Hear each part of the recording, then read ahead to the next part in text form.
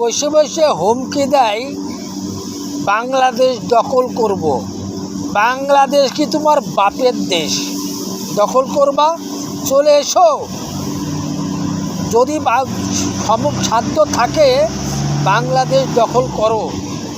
বাংলাদেশ দখল করতে আসলে ভারতের কী দশা হবে একটু বুঝতে পেরেছ? বাংলাদেশের পাশে আছে পাকিস্তান, বাংলাদেশের পাশে আছে চীন। আপনাদের তো কেউ নাই, আপনাদের কোনো বন্ধুই নাই। একটা বন্ধু ছিল ইসরায়েল, সেই ইসরায়েল শেষ।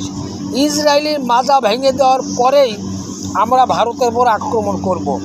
আমরা 7 সিস্টার দখল করব, আসাম দখল করব, মণিপুর দখল করব, কলকাতা দখল করব, করিডোর দখল করব। আমাদের বৃহত্তম বাংলাদেশ আমরা দখল করে নেব।